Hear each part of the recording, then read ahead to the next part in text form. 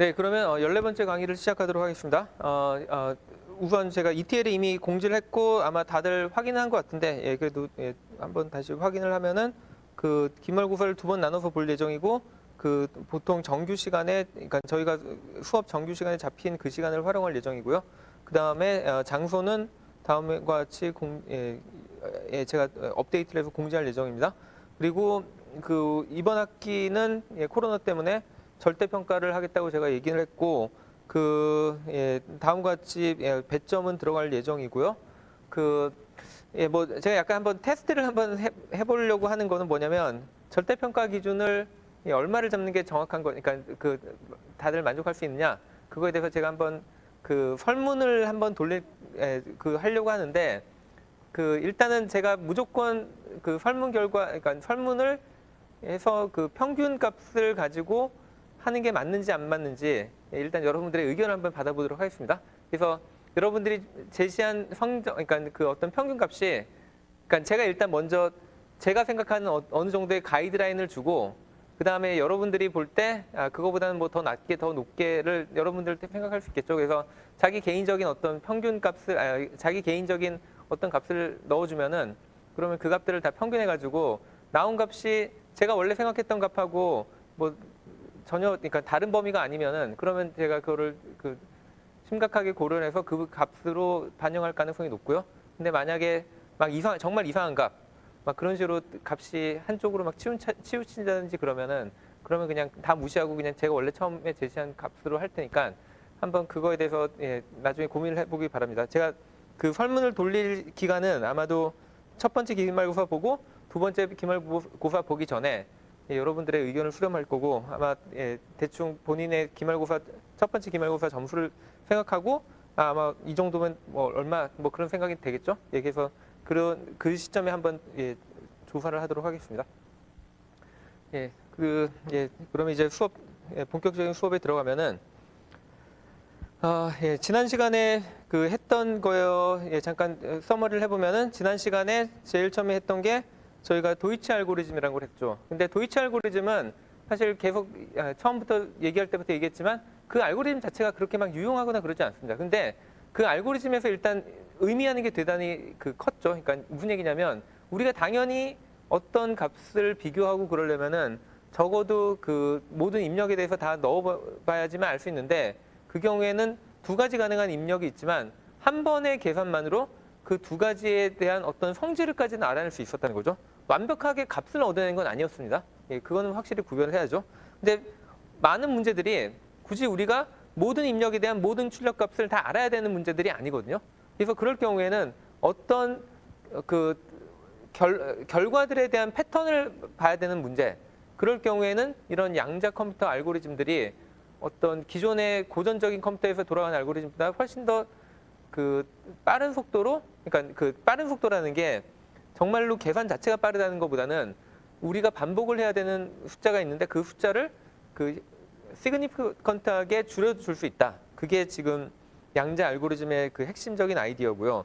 그래서 도이치 알고리즘의 약간 패턴을 한번 살펴보면은, 뭐 일단 입력 상태들을 초기화한 다음에 그 다음에 제일 먼저 만든 게 입력들에 대해서, 다양한 입력들에 대한 슈퍼 펑션을 만들었죠. 물론 여기서는 다양하다고 해서 두 가지밖에 없지만, 그러고 난 다음에 어떤 계산을 하고 난 다음에 맨 마지막에 측정을 하기 전에 한번 첫 번째 프로세싱한 결과를 가지고 어떤 간섭 현상을 이용해서 우리가 원하는 패턴을 그러니까 우리가 원하는 패턴에 대한 어떤 판단을 줄 수 있는 결과를 얻기 위해서 우리가 거기다 간섭을 시켰습니다. 물론 거기서는 그냥 제가 되게 어렵게 얘기했지만 거기서는 그냥 하다마드 게이트를 했죠. 근데 그 개념이 이제 오늘 배울 쇼 알고리즘에서는 훨씬 더 확장이 됩니다.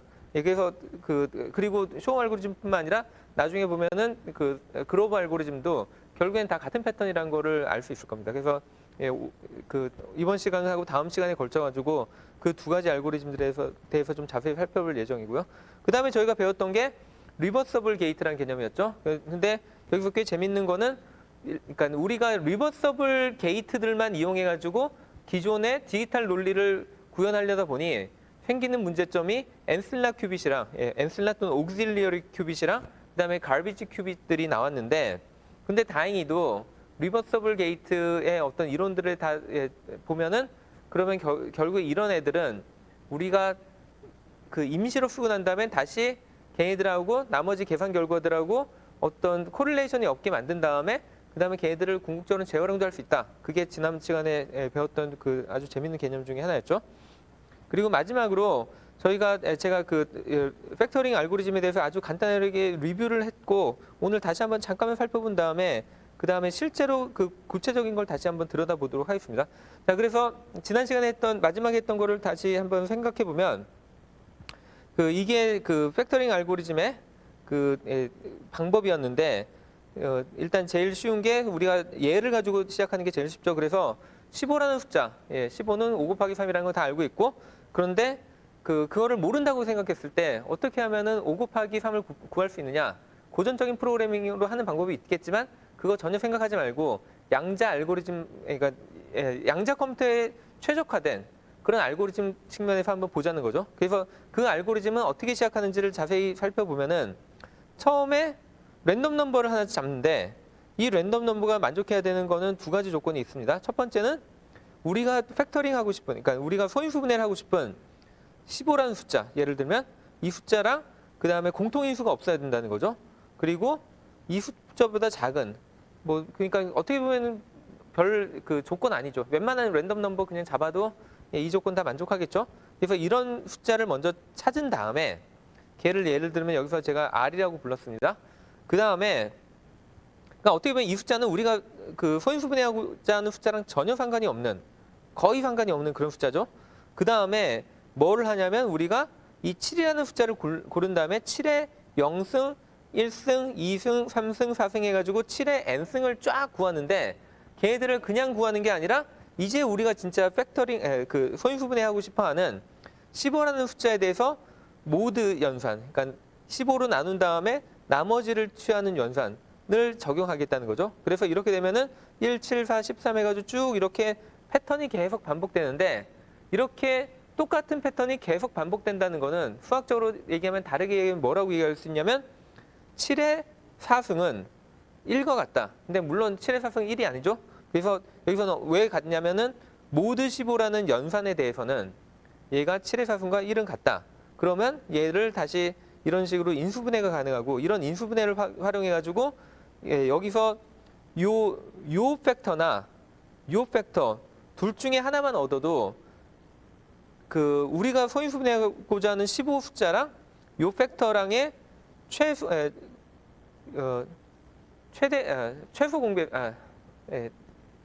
공약수를 구하는 그러니까 고전적인 알고리즘을 돌리면, 고전적인 최대 공약수를 구하는 알고리즘은 되게, 그러니까 효율적이기 때문에 얘는 굳이 양자 컴퓨터로 돌리는 게 아니라고 했습니다.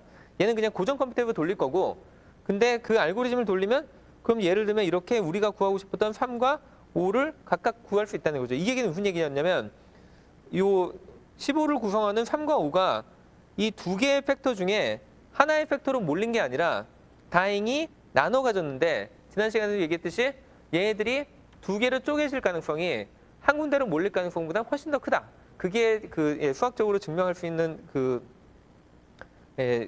성질이라고 그랬죠. 그래서 그 성질을 일단 맞다고 받아들여 놓으면, 그러면은 다음과 같이 우리가 요렇게 우리가 그러니까 소인수분해를 하고 싶은 숫자의 어떤 정수배가 이렇게 두 개의 팩터로 만들어지는 이런 분해를, 이 방법을 가지고 찾을 수 있다 했습니다. 그래서 이 과정을 거치는데 두 가지의 핵심적인 아이디어가 들어간 게, 첫 번째는 고전 컴퓨터로도 방금 전에 얘기한 이 알고리즘을 그대로 구현하면 똑같은 결과 당연히 없습니다. 근데 고전 컴퓨터는 이런 방법 안 씁니다. 왜냐면은 이렇게 하면은 효율이 훨씬 떨어지기 때문에. 근데 거기서 효율이 왜 떨어지냐면, 일단 7의 0승, 7의 1승, 7의 2승에서 7의 n승 쫙 계산하는 거, 이거 사실 되게 낭비거든요. 이거 다 계산하고 그 다음에 요 결과 쭉 얻은 다음에 요 안에서 다시 주기를 찾는 문제거든요. 근데 주기를 찾는 문제가 지난 시간에도 얘기했듯이 그게 결국엔 푸리에 트랜스폼인데, 고전 컴퓨터에서 푸리에 트랜스폼을 하는 거는 효율이 그렇게 안 좋습니다. 그래서 그 두 가지 때문에 이 똑같은 문제를 고전 컴퓨터에서는 잘 구현을 할 이유가 없는데, 양자 컴퓨터에서는 방금 전에 두 가지의 그 바틀렉들이 훨씬 더 효율적으로 해결이 된다는 거죠.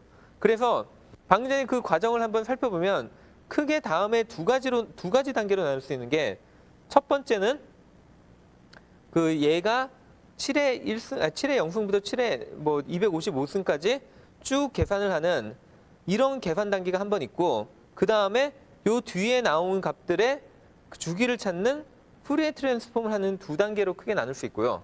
자, 근데 여기서 또 아마 질문이 나올 만한 게, 여기 보면은 우리가 왜 255를 골랐냐, 그거에 대해서 아마 다들 궁금할 텐데, 그러니까 도대체 얼마를 골라야 되느냐, 그거에 대한 룰은 다음과 같습니다. 저희가 자, 여기 있는 요 밑에 있는 큐빗이 결국엔 뭐를 할 거냐면, 이거는 제가 뒤에서 다시 한번 뒷장에서 좀 더 자세히 설명해서 하는 게 낫겠네요. 자, 그래서 지금 방금 전에 제가 쭉 얘기했던 거를 한번 회로를 한 단계 한 단계씩 쫓아가면서 한번 생각해 보도록 하겠습니다. 제가 아까 제일 처음에 뭐라고 했냐면 우리가 7의 0승, 7의 1승, 7의 2승 하는 그런 애들을 동시에 다 한 번씩 계산하고 싶잖아요. 그럼 동시에 계산하고 싶으면은 뭐를 하면 좋냐? 중첩을 이용하면 좋겠죠? 그럼 누구의 중첩을 처음에 만들어야 되냐? 0, 1, 2, 3과 같은 0부터 255까지의 그 숫자의 중첩을 쭉 만들어야겠죠. 그래서 그 숫자를 제가 여기에 엔실라 레지스터에다가 저장을 할 겁니다.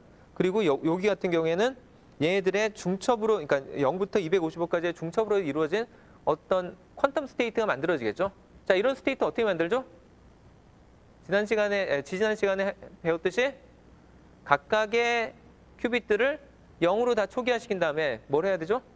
각각의 큐빗들마다 하다마드 게이트를 한 번씩 다 적용시켜주면, 그러면 모든 큐빗이 0 더하기 1, 그런 애들의 그 n개의 곱이 나오겠죠. 그래서 그 걔들을 쫙 전개해 보면은 그러면 결국엔 0부터 255까지가 나온다는 거죠.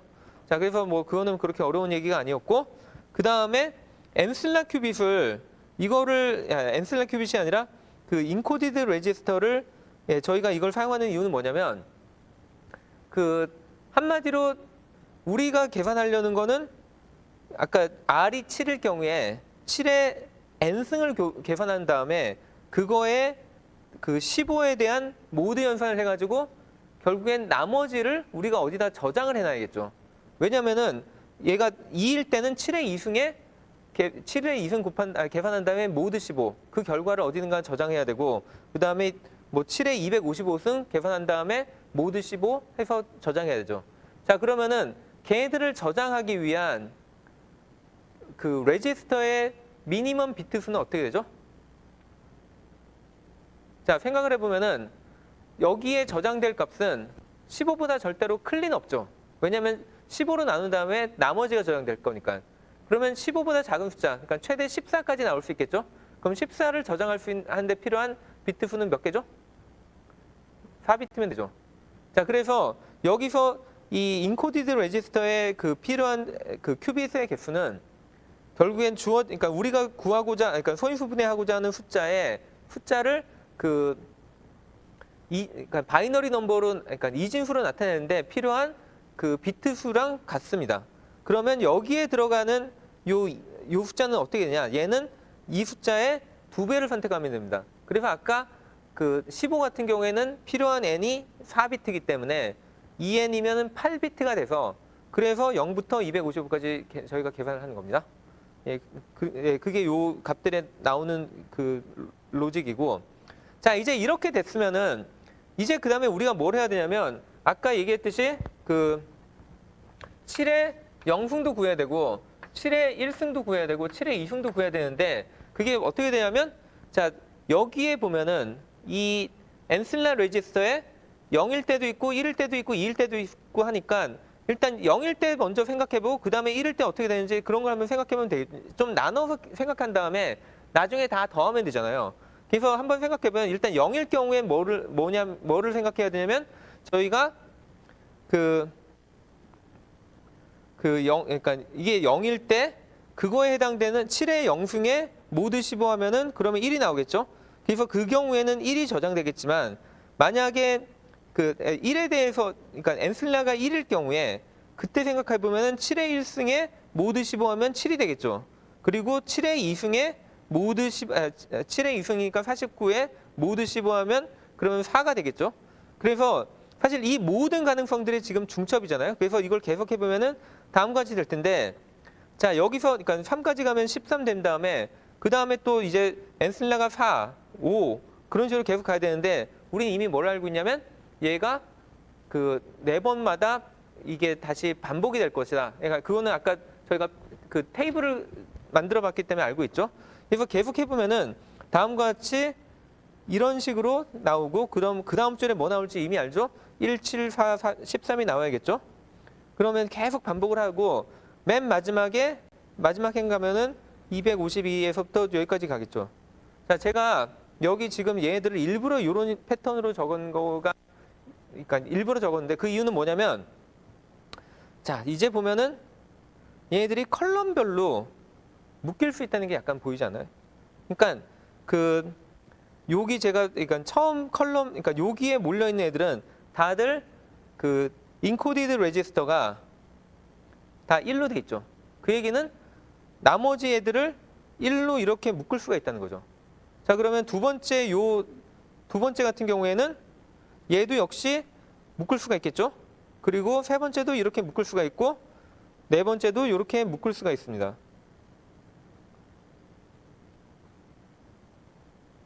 자, 여기까지 했으면은 이제는 뭐가 보이냐면 이 안에 0, 4, 8 해가지고 4씩 뛰어넘죠.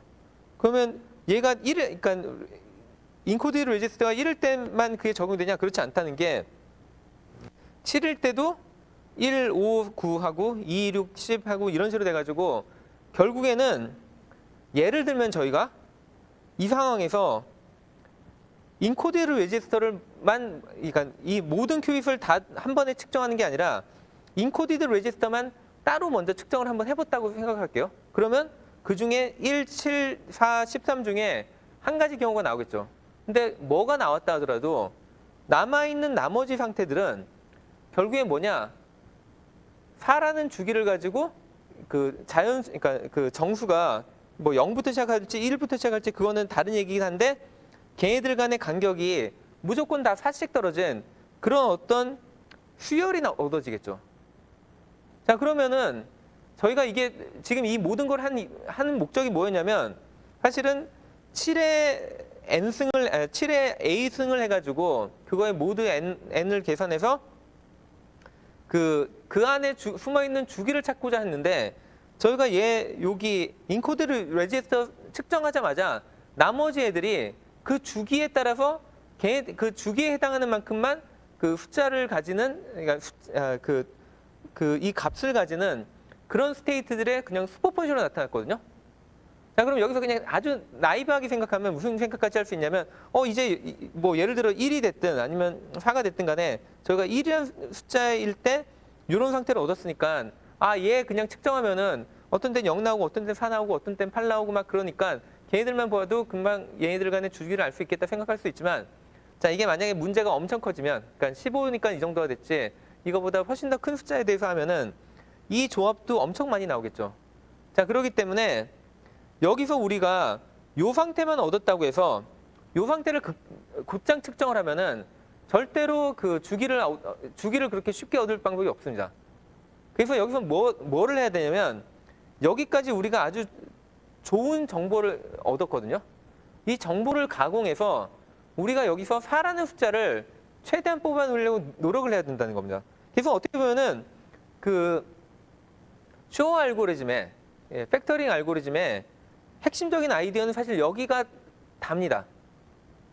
무슨 얘기냐면, 지금 이렇게 그 어떤 수의 그 A승, 그러니까 모든 가능한 A에 대해서 쭉 다 한 다음에 그다음 우리가 소인수분해하고 싶은 숫자로 모두 연산을 하면은, 그러면은 나머지 요 인코디드된 레지스터에 있는 값이 임의로 결정이 되면은 나머지 이 엔슬라 레지스터에 들어있는 값은 항상 우리가 찾고 싶어하는 그 주기의 간격을 가진 그런 베이시스들의 합으로 나타날 것이다.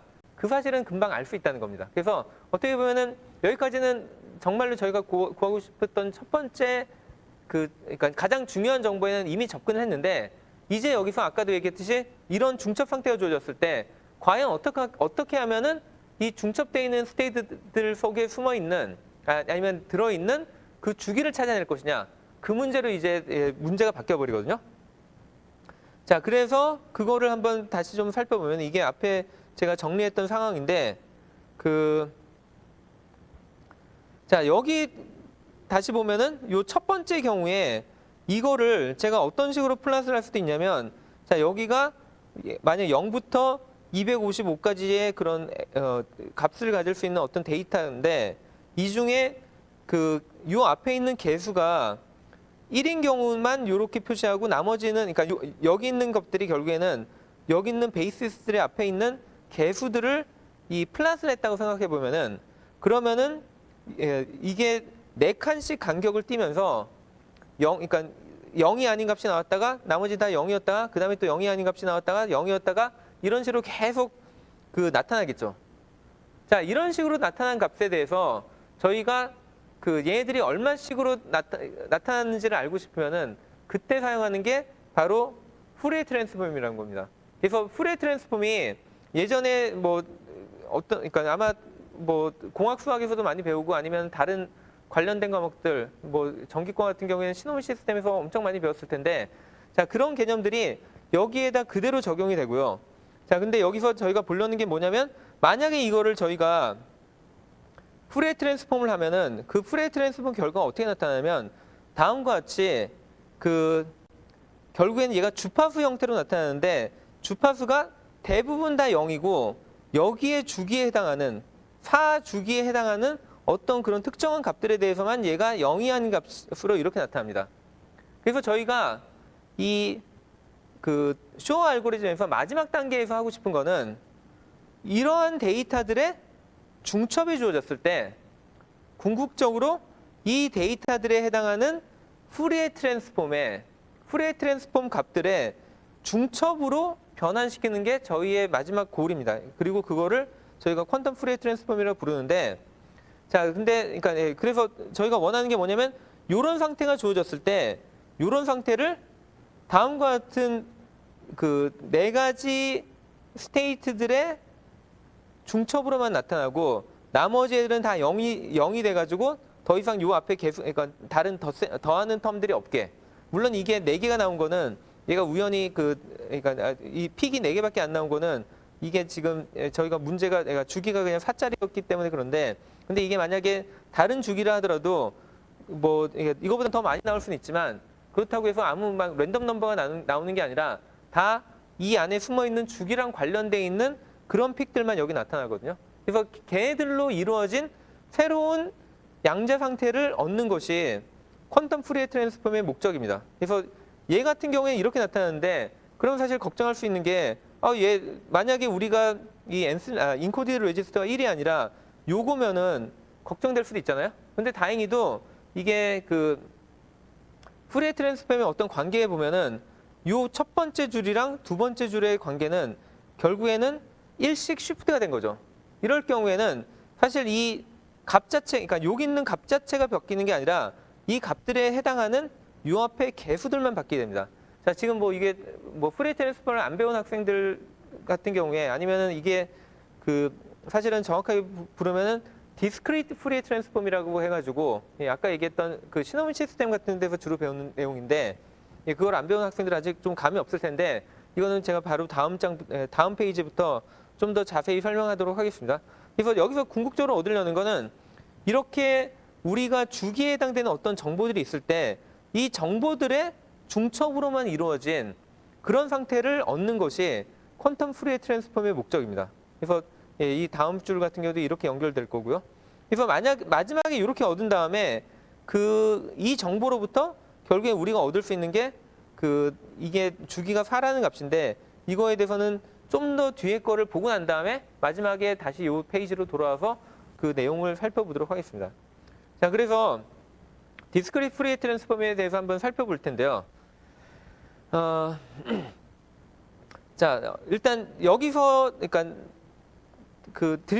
디스크리트 후리에 트랜스폼을 이해하는 방법은 여러 가지가 있을 텐데 제가 보통 주로 그 좋아하는 관점은 그 약간 그 벡터 공간의 개념으로 생각해 본다는 겁니다. 자, 일단 여러분들이 뭐 디스크릿 푸리에 트랜스폼 안 배웠다 하더라도 푸리에 트랜스폼들은 다들, 그러니까 많은 학생들이 배웠을 거라고 생각하고, 푸리에 트랜스폼이 어떻게 되는지 한번 생각해 보면은 보통 여러분들이 많이 배우는 공학 수학이나 그런 데서 많이 배우는 푸리에 트랜스폼은 정확하게 얘기하면은 컨티뉴어스 타임 푸리에 트랜스폼이라고 보는 게 맞고요. 근데 예, 그때 우리가 뭘 하냐면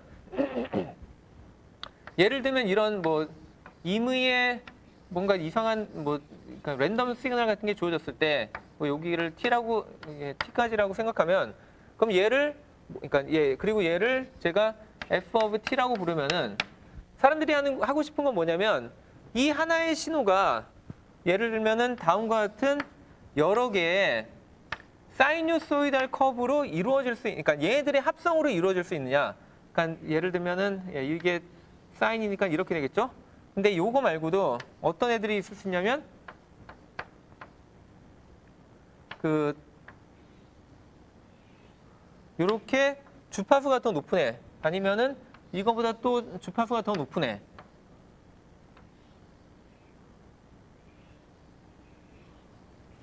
요런 식으로 되는 이런 그 외에도 주파수를 점점 높이면 점점점 더 높은 애들이 있겠죠?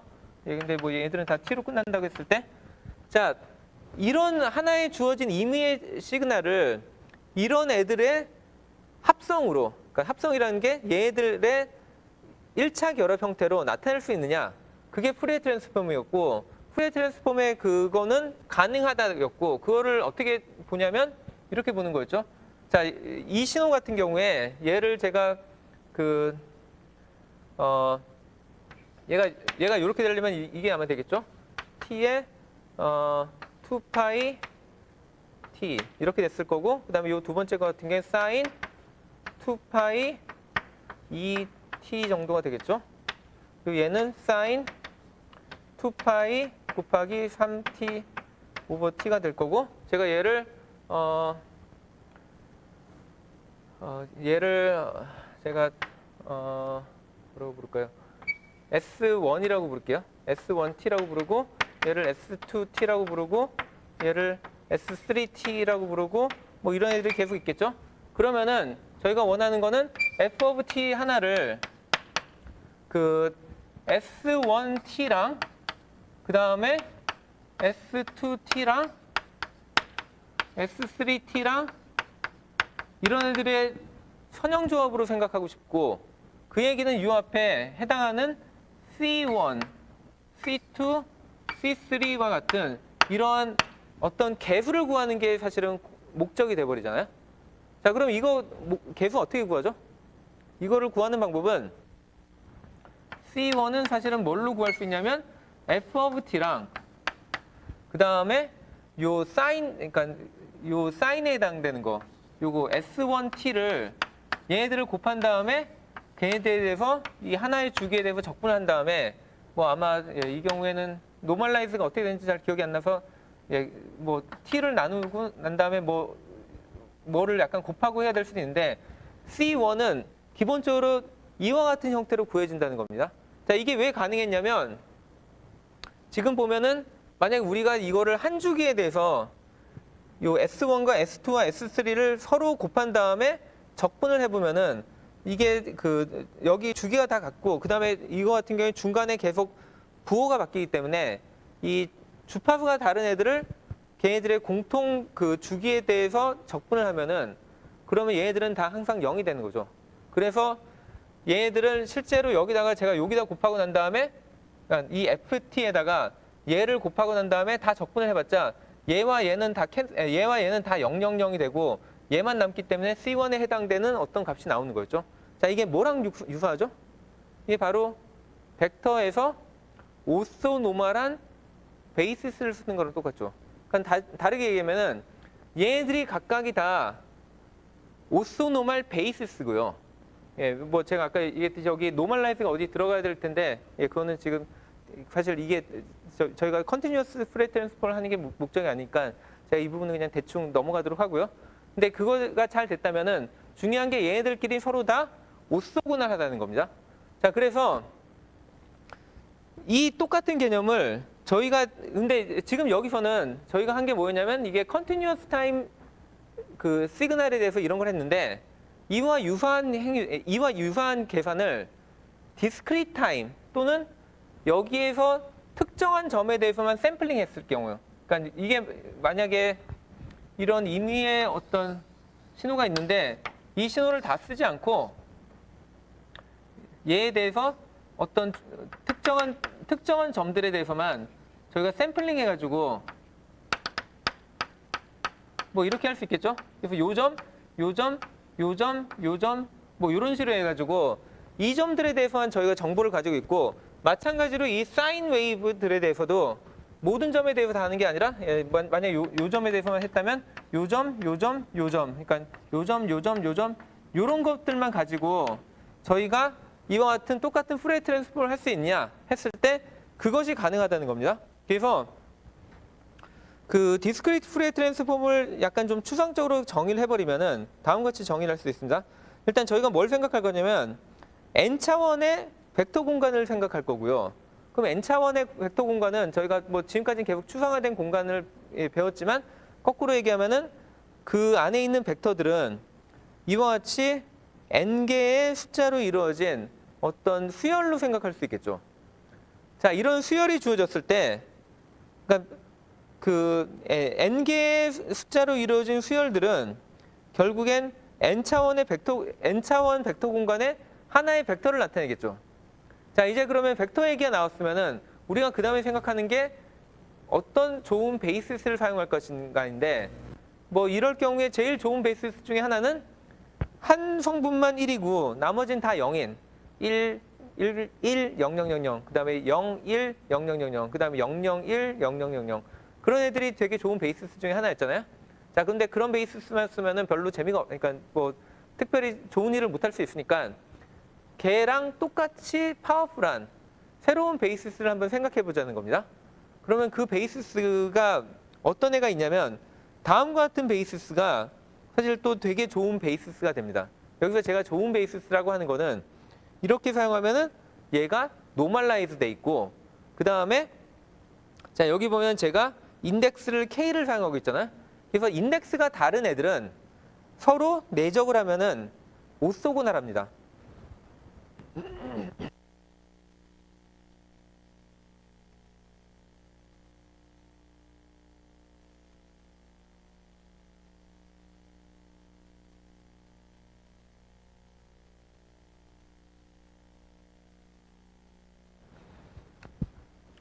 예, 그래서 그 이렇게 생긴 애들이 오쏘고날하다는 거에 대해서는 제가 뒷장에서 다시 오쏘노멀하다는 거는 뒷장에서 다시 증명을 할 건데 일단 그 전에 얘가 어떻게 생긴 애인지 좀 들여다보는 게 좋겠죠. 그래서 한번 얘를 생각해 보도록 하겠습니다. 그 일단 8차원, 그러니까 차원이 8인 이런 벡터 공간이 있다고 할 때 이렇게 생긴 베이시스가 어떤 엔지를 써보면은 다음과 같이 되겠죠. 만약에 K 인덱스가 1인 경우에는 제가 여기다가 K는 다 1을 넣고 그 다음에 나머지 두 번째 인덱스, 그러니까 지금 보면은 그 각각의 위치를 0번째, 1번째, 두 번째 해가지고 n-1번째니까 0번째, 1번째에서 7번째까지 되겠죠. 그러면은 다음과 같은 값이 계산될 텐데 이거는 사실 지금 컴플렉스 넘버기 때문에 컴플렉스 넘버 자체를 어떤 플랫을 하는 건 쉽지 않은데 얘를 얘의 리얼 값만 먼저 따로 떼서 요거에 대해서 리얼 파트만 플랫을 해보면 다음과 같이 쭉 나타납니다. 이거는 사실 뭐 우연히 이런 게 아니라 사실은 잘 보면은 여기에 있는 구조가 K 벡터로 제가 정의한 애가 생긴 애가 결국엔 이렇게 돼 있죠.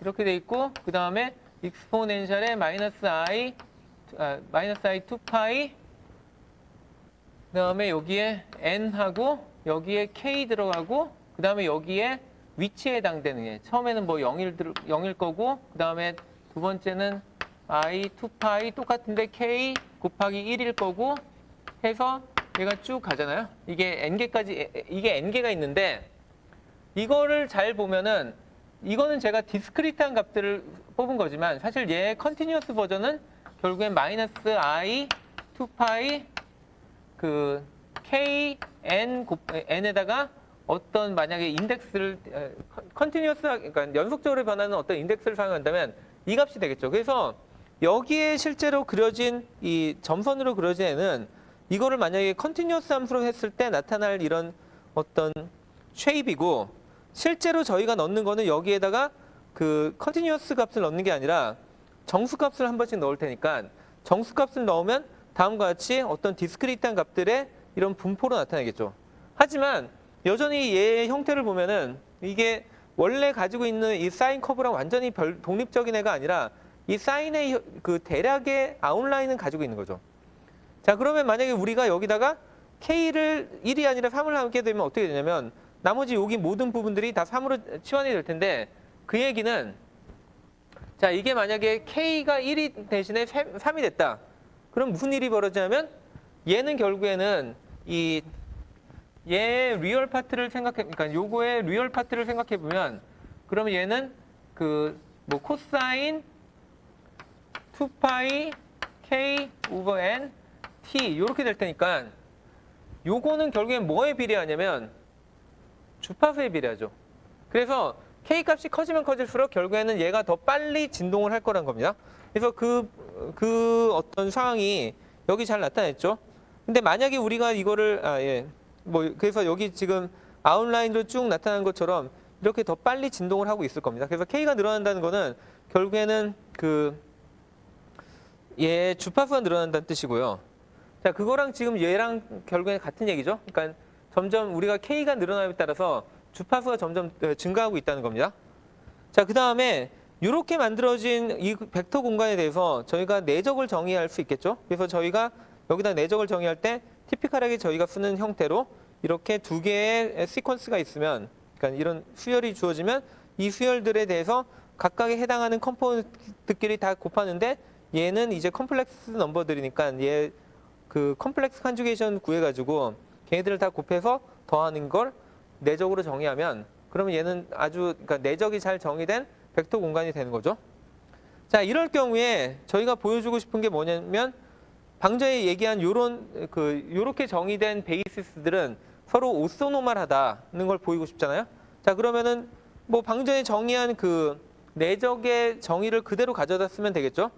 자, 그래서 그 제가 인덱스가 K랑 K 프라임인 애를 내적을 구해보면은 그러면 K에서 오는 애들은 다들 뭐 요렇게 생긴 애들인데 아까 얘기했듯이 저희가 이 컴플렉스 컨주게이션을 해줘야 되니까 K에 해당하는 애들은 요 앞에 마이너스가 안 붙고 K 프라임에 해당하는 애들은 다 이렇게 마이너스가 붙겠죠. 그거 외에는 그냥 곱해지는 게 다 같고 그래서 요거를 실제로 계산을 해보면 뭐 아니면 여기다 그냥 간단하게 계산을 해보면은 그 저희가 K 프라임에 대해서 계산을 해보면은 얘는 그 인덱스를 제가 인덱스를 J라고 했을 때 J가 0부터 n-1까지 쭉 갈 때 K에 해당되는 애들은 얘네들이니까 아까 얘기했듯이 요거에 근데 여기에 요게 붙겠죠? 요게 붙어서 I 그러니까 원래는 이거였지만 제가 이렇게 쓰니까 계속 이렇게 쓸 것 같아요. 2파이 I가 보통은 일반적으로 더 많이 쓰이는 표현이고 여기서 원래는 마이너스 2파이 I K 곱하기 이제 이게 J 인덱스가 되고 이거를 N으로 나누겠죠? 근데 얘가 지금 컴플렉스 컨주게이션이 돼야 되니까 얘는 플러스가 되고 두 번째에 해당하는 얘는 그대로 마이너스 2파이 I K 프라임 J 나누기 N 해서 얘는 또 이렇게 나눠지겠죠? 자, 그래서 얘를 다시 써보면은 얘랑 얘 둘이 곱해지면은 n분의 1이 나오고 그 다음에 얘네에 대한 어떤 서메이션은 다음과 같이 쭉 나오겠죠? 자, 근데 여기 보면 얘네들은 그냥 익스포넨셜이니까 서로 곱해지면은 결국에는 2파이 I 그 다음에 다른 거는 K냐 K 프라임이냐 이 부분만 다르고 나머지는 다 똑같죠? 그리고 이거 전체를 n으로 나눠줘야 되고. 자, 그래서 요거를 다시 써보면은 사실은 여기서 뭐 처음부터 이렇게 썼던 게 나을 수도 있겠네요. 자, 그러면은 그러니까 이거는 다시 얘기하면은 요렇게 생긴 전체에 대해서 J승을 한 거랑 똑같잖아요. 자, 이러면은 제가 얘를 일단은 간단하게 알파라고 불러버리면 얘의 합은 이렇게 나타날 수 있겠죠. J에 대해서 알파의 J 얘는 0부터 n-1까지. 자, 그게 여기까지 나온 결론이고요. 자, 그럼 이거를 계산할 때 생각해 볼 수 있는 두 가지 가능성이 있는 게, 일단 첫 번째는 K랑 K'이랑 같은 경우, 그 경우에 어떻게 되냐면 얘와 얘가 같으니까 결국에 이게 0이 돼서 익스포넨셜 전체가 그냥 1이 되죠. 그 경우에는 알파가 1이 돼버리니까 알파의 1의 J승 해봤자 다 1이죠. 그럼 이거 합 얼마죠? 1이어야 되죠. 자, 그래서 같은 벡터에 대해서 내적을 하면은 1이 나온다? 그걸 뭐라고 부르죠? 노멀라이즈 됐다고 부르죠. 자, 그러면은 이번에는 K와 K'이 다른 경우를 생각해 보는 겁니다. 자, 얘가 둘이 다르면은 그러면 얘는 더 이상, 그러니까 여기는 전체가 0이 안 될 테니까 이 값은 1이 안 되겠죠. 그러면은 알파는 1이 아닌 값이고, 그런 값에 대해 이 급수를 계산하는 거죠. 예, 그러니까 지오메트릭 썸을 계산해야 되는 거죠. 그러면 이런 경우에는 저희가 잘 알고 있는 공식이 이거죠. 그러니까 이게 알파의 J에 대해서, 그러니까 J승에 대해서 서메이션을 하면은 그럼 다음과 같이 나타날 텐데, 자, 여기서 우리가 아는 건 뭐냐면 알파가 아까 제가 요거로 정의했잖아요. 근데 얘네 서메이션을 하면은 이거는 결국에는 n분의 1, 그 다음에 얘의 알파의 n승 마이너스 1하고 알파 마이너스 1 이렇게 나오겠죠? 그러면 알파의 n승이 얼마인지를 생각해 보면은 알파가 제가 요거라고 정의했으니까 얘 전체에 대해서 제가 만약에 n승을 했다. 요게 아까 제가 알파라고 했죠? 요거에 대해서 n승을 하면 사실은 얘가 여기 그냥 곱해지는 거랑 똑같죠? 여기 곱해지면은 그러면 n 서로 캔슬이 되고, 그 얘기는 우리가 K와 K'은 다 정수로 생각을 하니까 그럼 정수 빼기 정수 해봤자 정수가 되고, 그럼 2파이 정수 곱하기 i예요. 자, 이거 얼마죠? 1이죠, 1. 이거는 그냥 2파이 n이죠. 그러니까 2파이 n 각도에 대해서 이렇게 계산하니까 얘는 1입니다. 자, 그 얘기는 얘가 1이란 얘기고 1-1이니까 얘는 0이죠. 자, 제가 지금 뭘 증명한 거죠? 두 개, 만약 K와 K'이 다르면 서로 뭐하다? 직교한다. 예, 서로, 그러니까 내적을 했더니 0이 나왔죠. 그래서 아까 앞에서 보여줬던 아니면은 이렇게 생긴 이런 시퀀스들은 서로에 대해서 어떻다? 오소노멀하다. 그러면 얘들은 아주 좋은 베이시스가 되는 거죠. 자, 그래서 지금 아까 얘기했듯이 이렇게 생긴 시퀀스는 사실 얘의 디스크리트 버전 아니면 샘플 버전이라고 볼 수 있고, 이런 애들이 이런 애들로 지금 우리가 베이시스를 잡을 거고요. 그 다음에 우리가 임의의 어떤 시퀀스가 주어졌을 때 어떤 x라는 이런 시퀀스들이 쭉 주어지면은 얘들을 항상 요런 베이시스로 다시, 그러니까 얘들의 베이시스로 다시 합성으로 나타낼 거라는 얘기입니다. 자, 그러면은 여기서 또 약간 우려가 될 만한 게 뭐가 있냐면, 자, 여기 제가 이걸 플랫을 그렸는데 n이 8일 경우에 그 경우에 k가 1인 경우, k가 2인 경우, k가 3인 경우에 대해서 다 플러스를 해놨거든요. 자, 그러면 뭐 여기까지는 좋아요. 여기 보면 다 이렇게 사인 커브, 그러니까 이렇게 코사인 커브가 왔다 갔다 하면서 점점 주파수가 늘어나는 게 보이죠. 자, 근데 문제는 제가 얘네들이 서로 다 오소노멀 해서 되고 했는데, 그러면은 얘는 지금 라지 n이 8일 경우에 이 벡터 공간의 차원은 얼마여야 되죠? 8차원이어야 되죠? 자, 근데 K가 보면은 K는 정수니까 0, 1, 2 쭉 하다 보면은 8도 넘어갈 수 있잖아요. K가 8 또는 9, 10, 11, 12 나갈 수 있는데, 그러면은 서로 오소노멀한 베이시스들이 8개 이상 있는 것처럼 보이잖아요. 그게 가능할까요? 당연히 가능하지 않죠. 왜냐하면 이게 n차원, 그러니까 8차원짜리인 걸 알기 때문에 얘 안에는 오소노멀한 베이시스는 8개 이상은 못 구하, 8개보다 더 많은 애는 못 구한다는 거죠. 자, 그러면 여기서 왜 뭐가 문제냐? 생각해 보면은 K가 만약에 그 8보다 크거나 K가 8보다 크거나 같으면 제가 여기다 그 크거나 같을 써야 되는데 이럴 경우에는 사실 얘가 그 값이 새로운 시퀀스가 나오지 않고 이미 우리가 알고 있는 시퀀스 중에 하나가 나옵니다. 무슨 얘기냐면 제가 만약 여기다가 요거를 그냥 활용하면은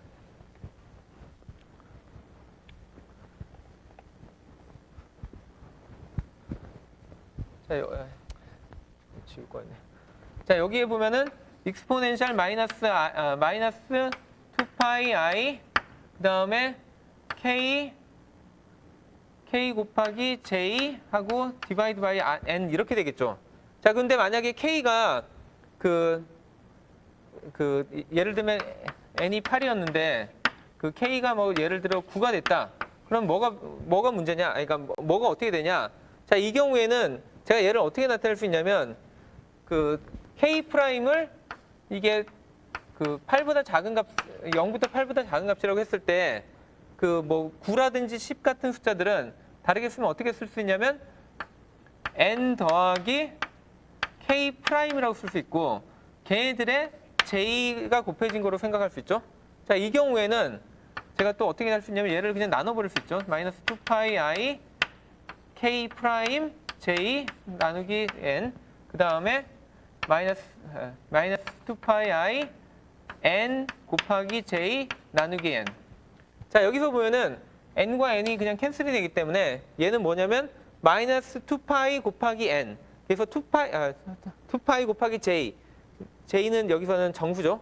그렇기 때문에 2파이의 정수배 곱하기 i에 해당되는 게 얘의 여기 지수에 들어갔거든요. 자, 이 경우에는 얘는 얼마가 되죠? 1이 되죠, 1.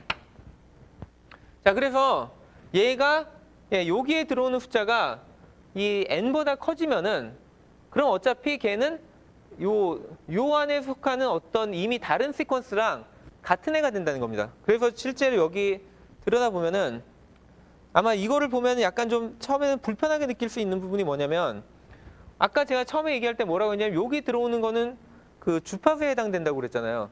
그러니까 주파수가 막 높아지는데 그런데 어떻게 얘네들이 시퀀스가 같을 수 있냐? 그거에 대한 그 힌트는 여기 있습니다. 자, 여기 보면은 제가 여기에 뭘 그렸냐면 그 K가 9인 경우를 그렸는데 보면은 요거는 K가 1인 경우, K가 2인 경우, K가 3인 경우 해가지고 점점점 주파수가 늘어나는 게 보이죠? 그리고 여기로 오면 주파수가 훨씬 더 빨라졌죠. 하지만 이거를 저희가 컨티뉴어스 신호로 보는 게 아니라 디스크리트 샘플된 신호로 보잖아요. 자, 이 경우에 보면은 여기 있는 점선 그냥 무시하고 실제로 여기 있는 실선으로 돼 있는 아니면 요 점으로 돼 있는 애들만 쭉 연결하면 얘가 누구랑 같냐면 얘랑 똑같죠.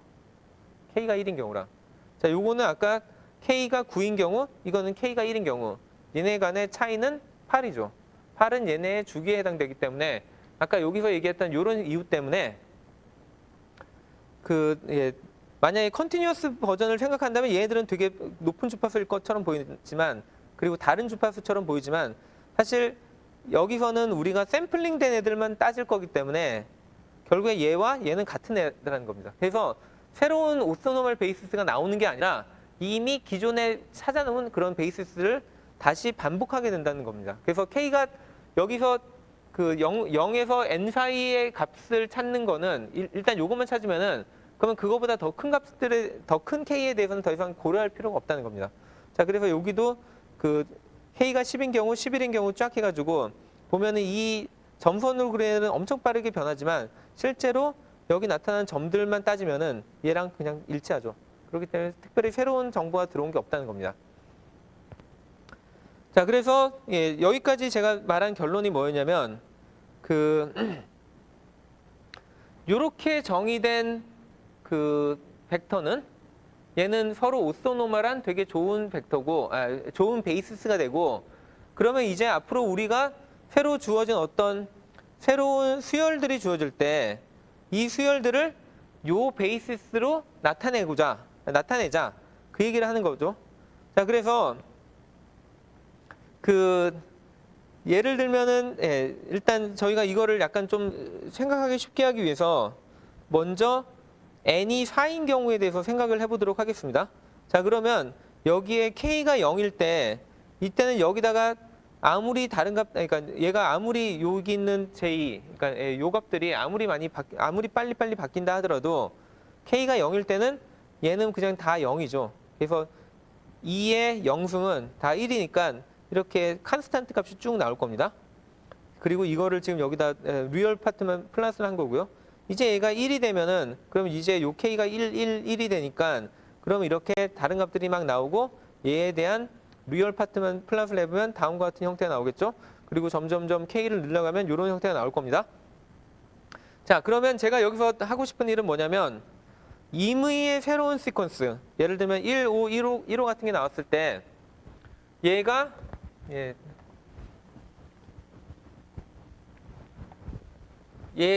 과연 이런 애들의 조합으로 나타날 수 있느냐? 일단은 한번 생각을 해보죠. 자, 1호 1호니까 제가 여기다 그려보면은 첫 번째 거는 1이고 두 번째 거는 한 이쯤 되겠네요. 이게 5고 이게 1이라고 하면은 처음에는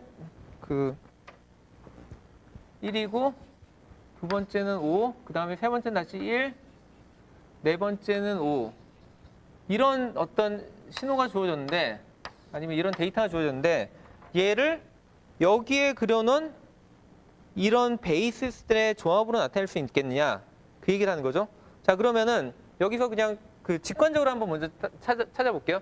자, 요거 신호 보면은 얘네들하고 어떻게 연관시켜 볼 수 있는 게 뭐냐면, 여기에 그냥 한 중간쯤에 쭉 생각을 해보면은 여기를 기준으로 얘는 밑으로 내려갔다 위로 올라갔다 밑으로 내려갔다 위로 올라갔다 얼마큼씩이죠? 그러니까 2씩 내려갔다 올라갔다 그렇게 하고 있죠.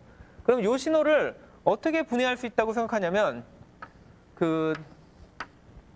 일단은 얘가 0을 중심으로 마이너스 2 갔다가 플러스 2 갔다가 마이너스 2 갔다가 플러스 2 간 요런 애랑 이거랑 그러니까 요거는 뭐랑 합이라고 볼 수 있냐면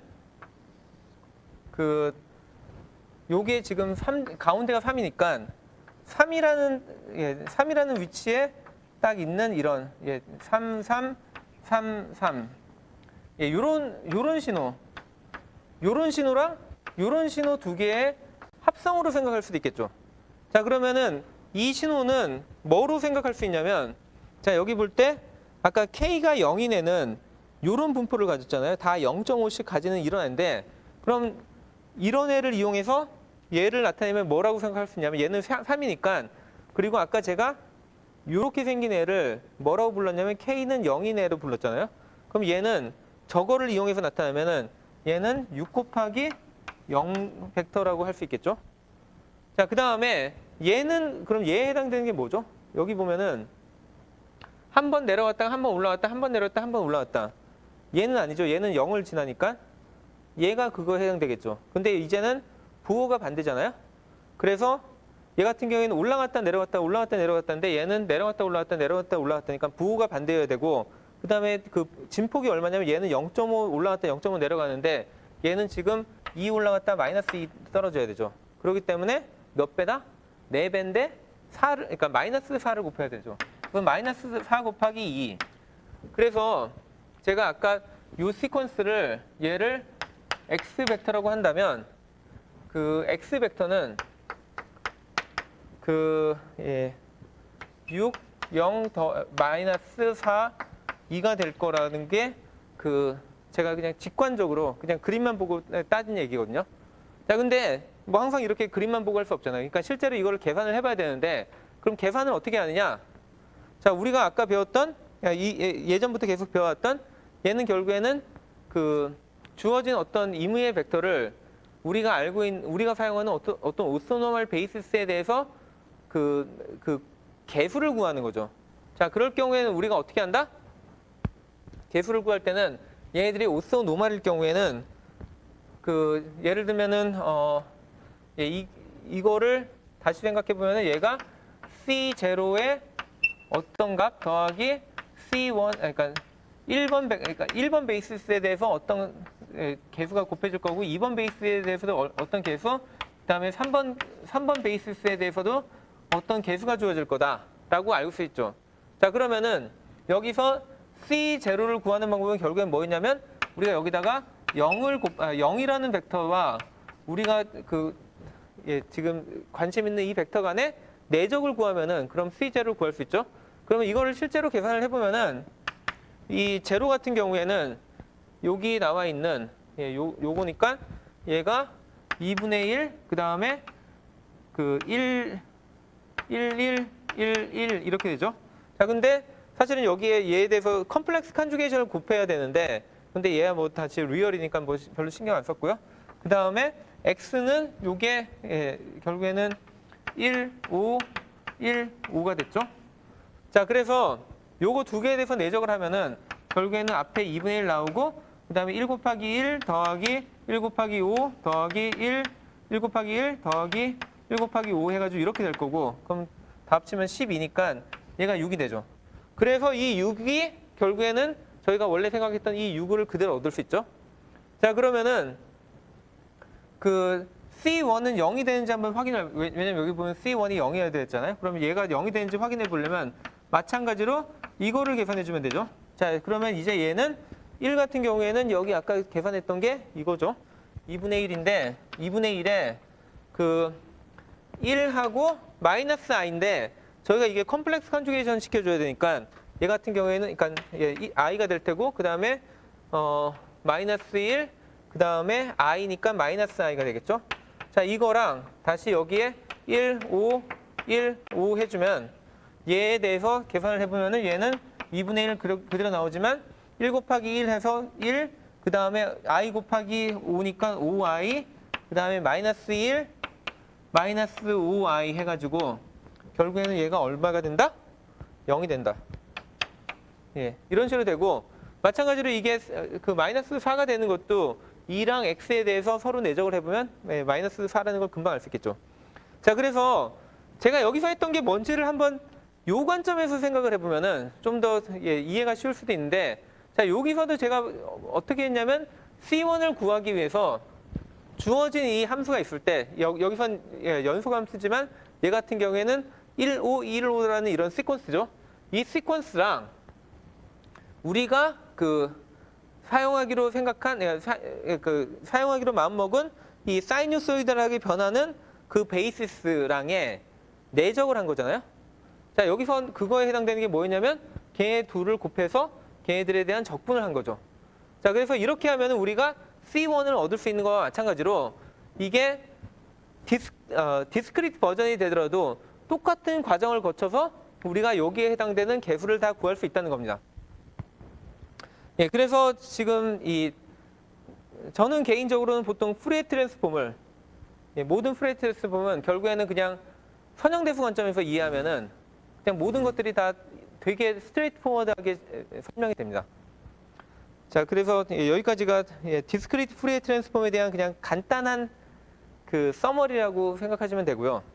자, 그러면은 우리가 이런 거를 양자역학적으로 어떻게 구현하느냐 아니면 양자회로로 어떻게 구현하느냐 그거를 생각해 봐야겠죠.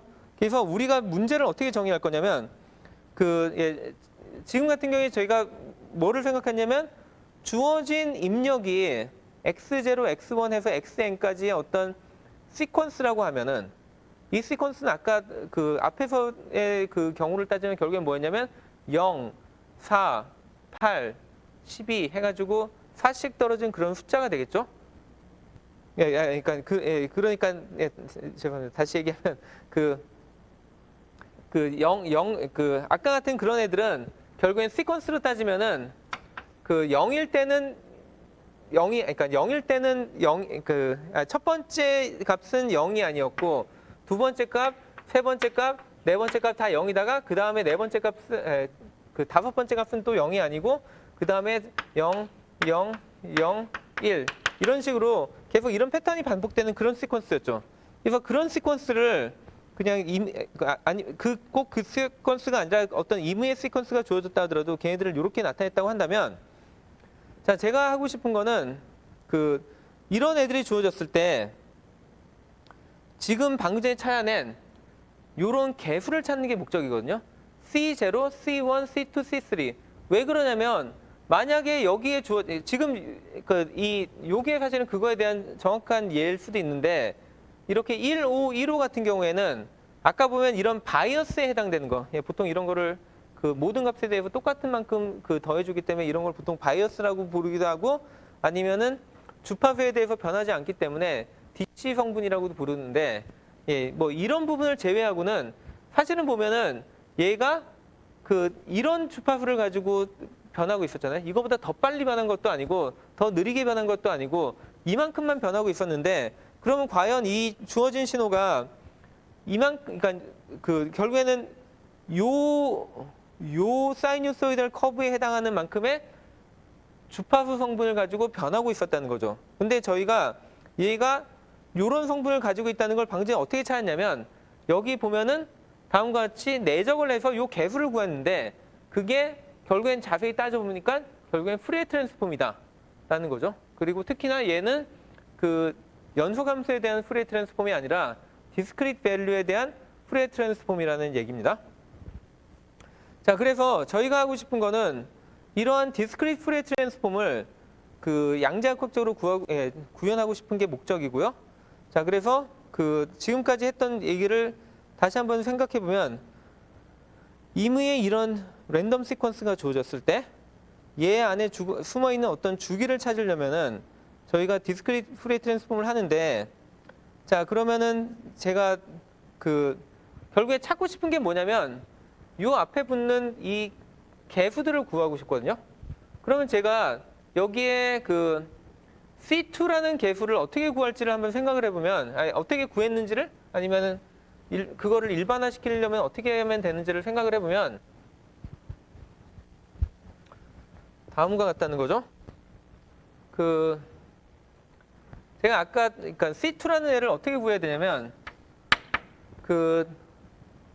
결국에는 요거에 대한 값을 구해야 될 텐데, 얘는 어떻게 되냐면 아까 요 룰에 의하면 얘는 스퀘어 루트 오브 요게 될 거고, 그 다음에 첫 번째 값이 원래는 마이너스가 돼야 되지만 얘가 허미션 컴플렉스 컨주게이션 된 숫자를 써야 되니까 2파이 i 그 다음에 여기는 지금 k가 2자리를 하고 있죠. 그러니까 2 곱하기 0 그 다음에 나누기 n, 요런 성분이 첫 번째 성분일 거고, 두 번째 성분은 2파이 i 2 곱하기 1 n 그 다음에 약간 띄어서 쓸게요.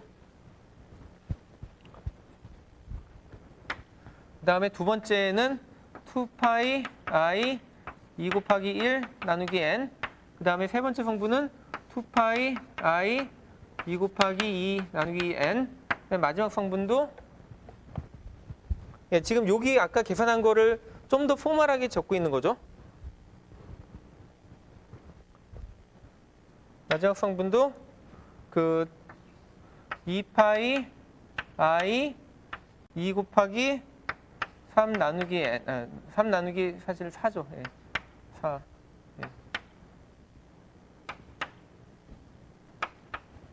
자, 이거랑 아까 제가 여기다 추가로 이렇게 했던 애는, 얘는 아까 1호 1호였지만 걔를 일반적으로 쓰면은 결국엔 얘가 x0, x1, x2, x3가 되겠죠. 자, 그러면 이거에 대해서 우리가 내적을 한다는 얘기는 결국엔 얘랑 얘 곱해서 더하고 얘랑 얘 곱해서 더하고 하니까 얘를 곱하는 거를 앞에다 좀 다시, 그러니까 그거에 대해서, 그러니까 내적한 결과는 결국엔 어떻게 되냐, 첫 번째 텀끼리 둘이 곱해져서 그래서 더해지고, 그 다음에 두 번째 텀끼리 곱해서 더해지고, 세 번째 텀과 또 곱해서 더해지고 마지막 텀과도 또 곱해서 더해진 이게 결국에 우리가 구하는 그 아까 C2에 해당되는 값이 되겠죠. 자, 지금 제가 적은 요게 정확하게 여기 나왔죠? 예, 똑같죠? 얘가 x0 익스포넨셜 이거 해서 다 됐죠? 자, 그래서 여기서는 더 이상 이제 이걸 개수 C1, C2로 부르지 않고 얘를 y라고 부르겠습니다. 그리고 y2라는 거는 여기에 그 2번 베이시스에 그 앞에 붙어야 될 개수를 제가 구한 거죠. 자, 이게 지금 뭘 한 건지 다시 한번 잠깐 다시 생각을 해보면 결국엔 저한테 x0, x1 뭐 요런 시퀀스가 주어졌을 때 x0부터 x3까지의 어떤 임의의 시퀀스가 주어졌을 때 그 안에 이러한 주파수 성분이 얼만큼 숨어 있는지를 찾기 위해서 요 베이시스에 해당하는 애랑 이 주어진 x0부터 x3까지의 내적을 구한 거거든요. 그래서 그 내적을 한 결과가 y2지만 사실 그 내적한 결과라는 게 결국에 뭐냐면 그 앞에 붙을 개수라는 겁니다. 그래서 우리는 앞으로 얘를 y2라고 부를 거고요. 마찬가지로 y0, y1, y3 다 구할 수 있겠죠. 그래서 그걸 해보면은 다음과 같이 식이 쭉 전개가 되겠죠. 자, 그래서 결국에는 그 디스크리트 푸리에 트랜스폼은 어떤 면에서는 얘는 이 주어진 벡터를 이 베이시스들 사이누소이달 베이시스라고 볼 수도 있고 아니면 푸리에 베이시스라고 볼 수 있는데 푸리에 베이시스 입장에서의 개수를 구하는 게 결국에는 디스크리트 푸리에 트랜스폼이거든요.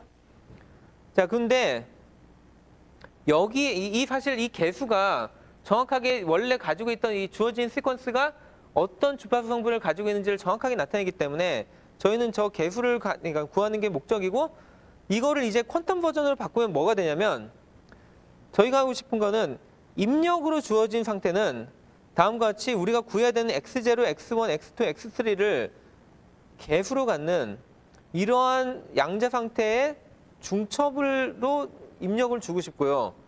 그거에 대해 해당하는 출력이 뭐이길 원하냐면 요 값들에 대한 해당하는 그 푸리에 트랜스폼 있잖아요. 디스크리트 푸리에 트랜스폼 그 값들을 개수로 갖는 이런 새로운 양자 상태를 만들어내는 거. 이게 저희가 앞으로 배울 퀀텀 푸리에 트랜스폼의 일종의 골이라고 생각하면 됩니다. 자, 이게 좀 말이 좀 되게 복잡해서 좀 헷갈릴 수는 있는데 뒷장에서 다시 한번 좀 정리를 하도록 하겠습니다. 근데 저희가 원하는 거는 다시 얘기하면은 x0부터 x3까지 이런 입력이 주어졌을 때 저는 얘네들을 인코딩을 어떻게 할 거냐면 양자 상태에다 어떻게 인코딩 할 거냐면 그 각각의 값들을 개수로 갖는 그런 어떤 새로운 그러니까 입력 상태를 만들고 이런 입력 상태에 대해서 퀀텀 푸리에 트랜스폼을 적용시키면 그 출력 결과로 우리가 얻고 싶은 거는 요 값들에 해당되는 그러니까 디스크리트 푸리에 트랜스폼의 값들을 개수로 가지는 그런 양자 상태를 만드는 거. 그거를 하겠다는 겁니다. 그래서 저렇게 하려면 그러면 이 퀀텀 푸리에 트랜스폼을 어떤 식으로 설계해야 되는지에 대해서 자세히 더 살펴봐야죠. 그래서 일단 이게 무슨 의미인지를 한번 좀 곰곰이 생각해 보기 위해서 다음 장에서는 요 상태를 요 관계를 가지고 한번 적어 보도록 하겠습니다. 무슨 얘기냐면 지금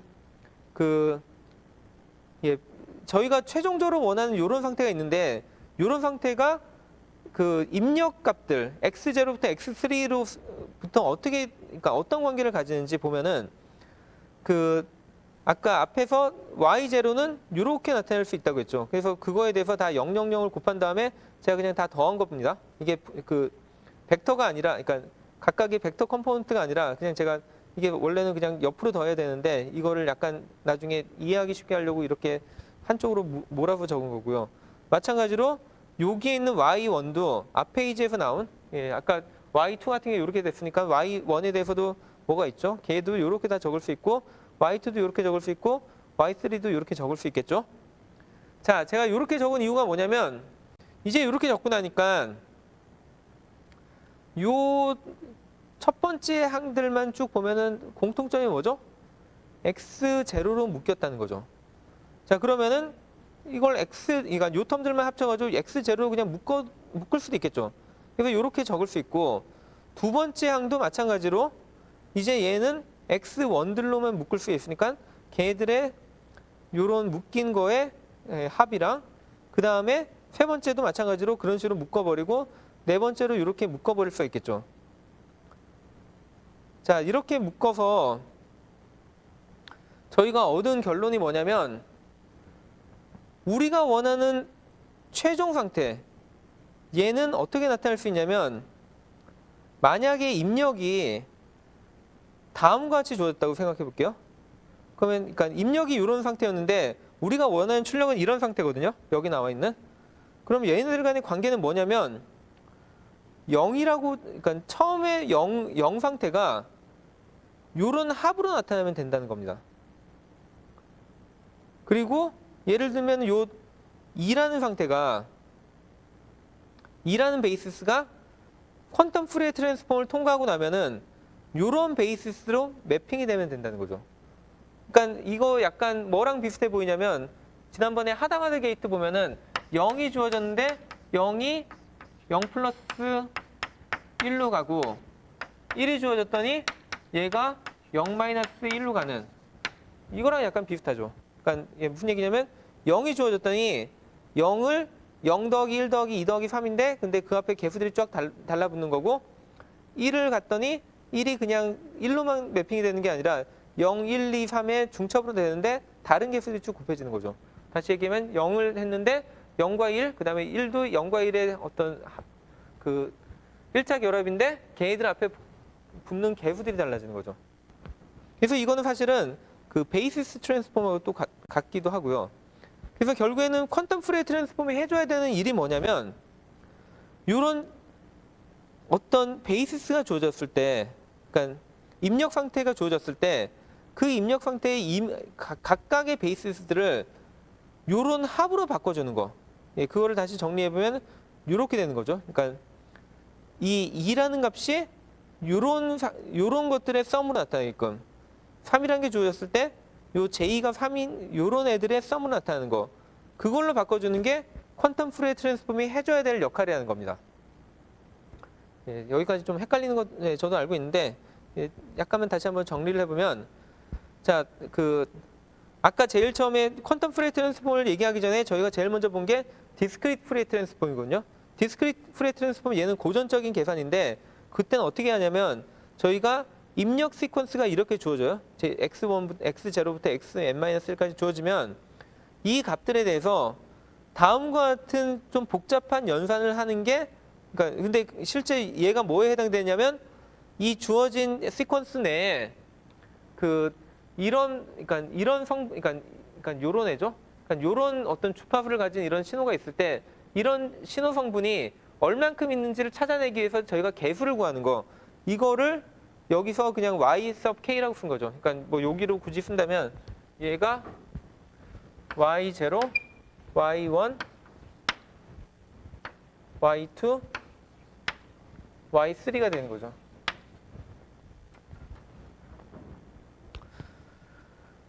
자, 그래서 예, 이게 저희가 구하고 싶은 값들인데 그 퀀텀 푸리에 트랜스폼은 저희가 정의를 어떻게 하냐면 여기 주어진 이런 x0부터 xn-1까지를 다 하나씩 이 베이시스들의 앞에 붙는 개수로 가지는 이런 스테이트 이런 베이시스들의 1차 결합으로 나타낸 상태를 저희가 입력으로 가지고 그 다음에 출력으로 원하는 건 뭐냐면 디스크리트 푸리에 트랜스폼이 된 결과를 또 개수로 가지는 그런 애들의 합성된 상태 이거를 저희가 원한다는 거군요. 그래서 다시 얘기하면 퀀텀 푸리에 트랜스폼은 이런 스테이트를 바꿔주는 걸 퀀텀 푸리에 트랜스폼이라고 부른다. 근데 이거를 이렇게 보면 사실 정말 복잡해서 이해하기가 어려운데 얘를 다른 관점에서 보면 뭐냐면 퀀텀 푸리에 트랜스폼이 해줘야 되는 일은 그 베이스 0번 베이시스가 들어왔을 때 걔를 요거의 합으로 바꿔주고 1번 베이시스가 들어왔을 땐 J가 1이 돼 있는 요런 애들의 합으로 바꿔주고 J가 2인 애에 대해서는 요게 2로 바뀐 그런 애들의 합으로 바뀌는 그런 어떤 트랜스폼을 구현해주면, 그러니까 그런 유니테리 트랜스폼을 구현해주면 그거 자체가 바로 퀀텀 푸리에 트랜스폼이라는 겁니다. 자, 그래서 뭐 여기까지 사실 처음 보면 되게 헷갈릴 거니까 한번 찬찬히 생각을 해보도록 하시고요. 그래서 그거를 실제로 회로로 이렇게도 구현할 수 있다는 건데, 자, 이거 회로 보면은 되게 낯설죠. 그래서 이 회로가 어떻게 유도되는지 저희가 고른 결국엔 뭐였냐면 이런 베이시스가 하나 주어졌을 때 J는 0부터 n-1까지의 임의의 값을 가질 수 있겠죠. 그런 임의의 값이 주어졌을 때 항상 얘네들을 이런 베이시스의 1차 결합으로 바꿔주는 그런 어떤 트랜스폼이 존재할 텐데 그 트랜스폼을 저희가 회로로 나타내면 이렇게 된다. 그거를 다음 시간에 처음 시작하면서 그거부터 시작을 하도록 하겠습니다. 그러면은 그러니까 오늘 일단 여기까지 기억하고 있어야 될 거는 그 저희가 하고 싶은 거는 디스크리트 푸리에 트랜스폼이다. 그 전에 먼저 봐야 되는 게 쇼어 알고리즘은 결국에는 그 임의의 값을 저희가 어떤 R이라는 값을 잡았을 때 R의 n승을 쭉 다 계산한 다음에 걔네들 안에 숨어있는 주기를 찾아야 되는 문제인데 그러면은 그러니까 앞에서 보여드렸던 회로의 일부분은 분명히 그런 주기성을 띈 값들의 걔네들로만 이루어진 베이시스가 쭉 주어질 거거든요. 근데 그 베이시스 정보가 결국에는 요거랑 똑같고요. 그러니까 다시 얘기하면은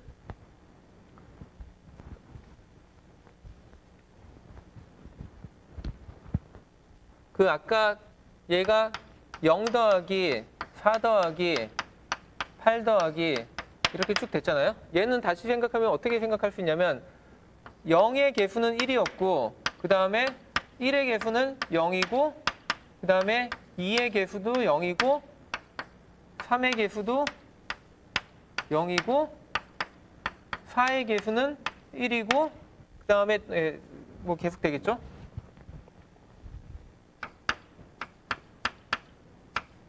(1이고) 그 다음에 여기 5, 6, 7 가는데 얘들은 다 0이 앞에 붙는 애들이고 그 다음에 또 다시 여기 오면은 8 들어오면은 뭐 이렇게 됐겠죠? 자, 그래서 얘네들을 하나씩 다 뽑아서 걔를 시퀀스로 적으면은 걔야말로 나중에 이게 1, 0, 0, 0, 그다음에 1, 0, 0, 0 이런 식으로 쭉 해서 주어줄 텐데 얘를 한마디로 x0, x1 해서 쭉 x1 해서 이렇게 그러니까 여기 있는 값들이 x0, x1, x2로 생각하면은 그거에 해당되는 우리가 푸리에 트랜스폼을 구한다는 거거든요. 그게 지금 저희가 구하고자 하는 y라고 생각하시면 됩니다. 자, 그러면은 오늘 수업은 여기서 마치고 다음 시간에 계속하도록 하겠습니다.